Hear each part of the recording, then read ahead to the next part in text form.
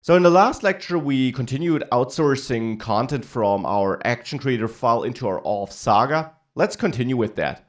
And let's move on with our auth.js file in the actions folder here, where we really authenticate. There we dispatch auth start. And then we, in the end, just have our Ajax request here where we try to, authenticate, and where we simply try to sign up or sign in.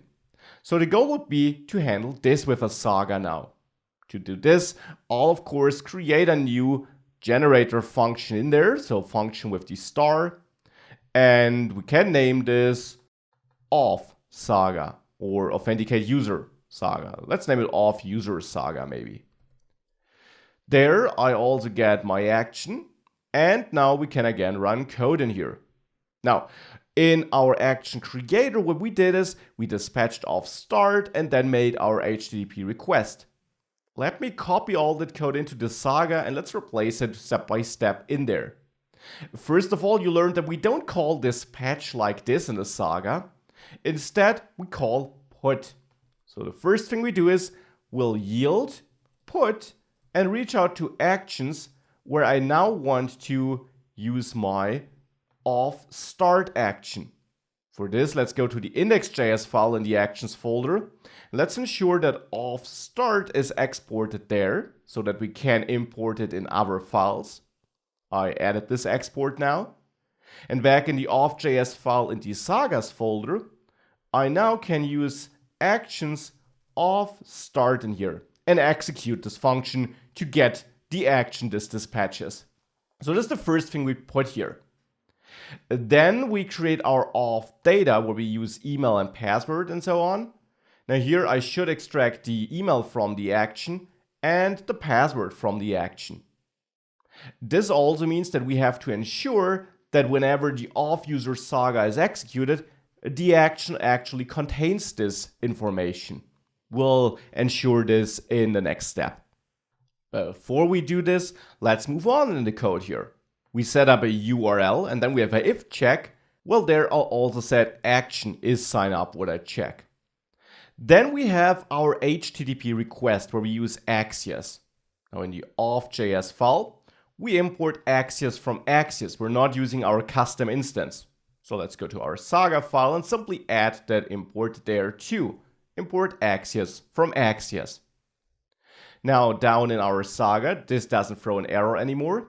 But now something important is done. I will actually change the way we use this promise post returns us. Right now we get the response there and then we do something with the response. I'll change this. I'll create a new constant response and assign Axios post. This would be incorrect though because Axios post returns a promise. But I will now add the yield keyword, which, just as a side note, is not exposed by Redux Saga, but a next generation JavaScript features connected to this generator concept. Now by doing this, it will actually not return a promise here anymore, but wait for this promise to resolve or reject, and then store whatever we get back in this constant. So I no longer need to chain then here. This means that I no longer need then here. I can remove that. We'll also soon remove catch.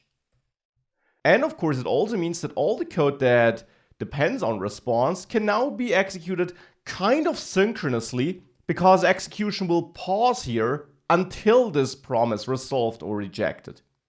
So then we extract the expiration date here, keep our calculation just as it is. Do the same for the local storage which we access here. So just as we did before. And then dispatch new actions. Though you learned, we don't really dispatch actions here. Instead we yield put here.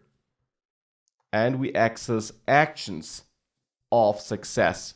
For that we need to go to the index.js file in the actions folder and make sure that we export all the actions we want to put from within our saga.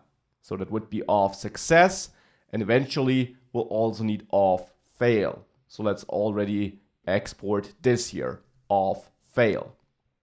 With that in the saga, I'm now yielding this put here of success, and I will yield another one where I execute actions check off timeout. Now this is a function we also need to export here, check off timeout like this. This is what I want to execute here.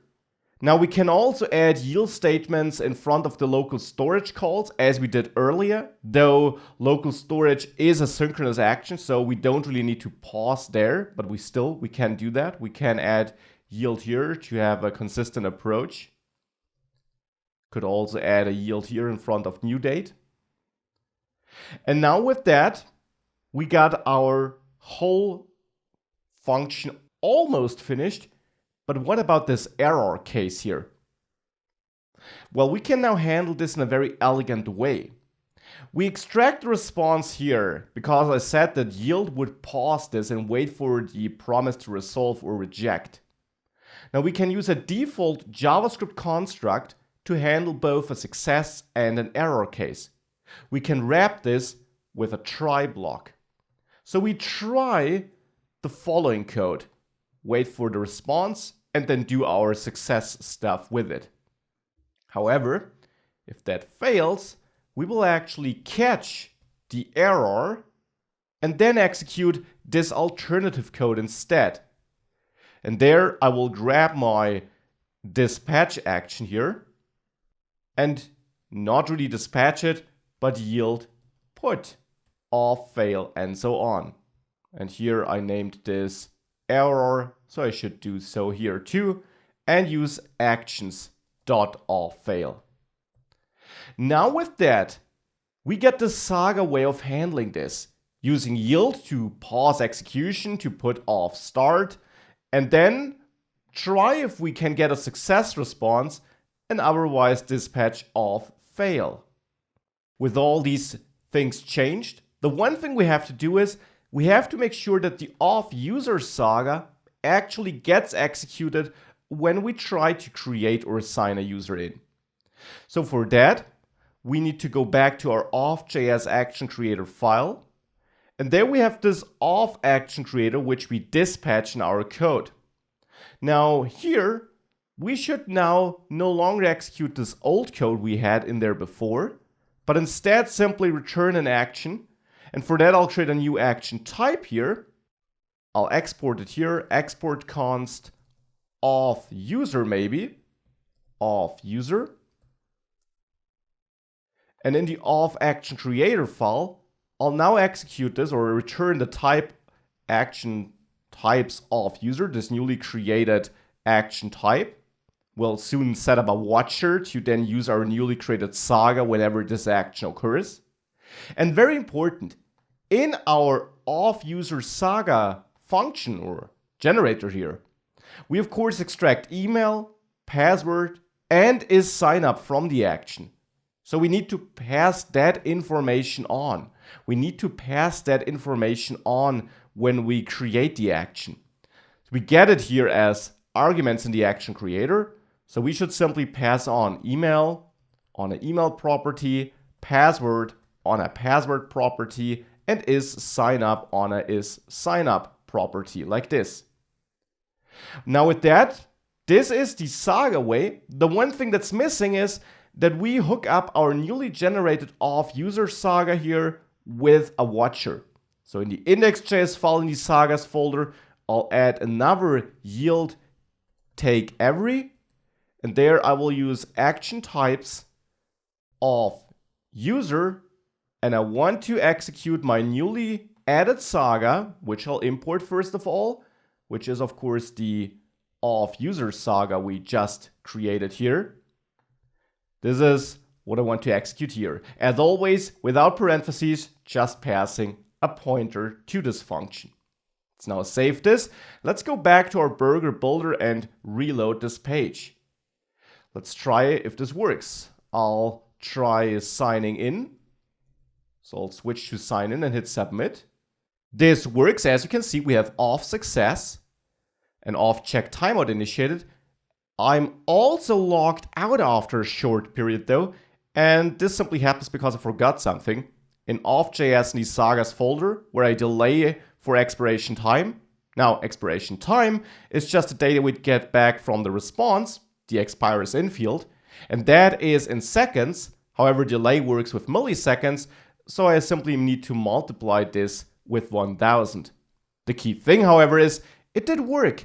Let's try it again now with this fixed bug. If I go back to authenticate and I log in one more time, this time I shouldn't be logged out that fast again. So let me submit this. You see auth success, and we set up the timer so everything works as before, but now using the saga. Now let me log out and let me try to create a new user. So I'll create a new email address here and hit submit. And this also works. So we got the same behavior as before, but now managing this through the saga. Now let's continue putting stuff from the auth.js file in the actions folder into our saga file.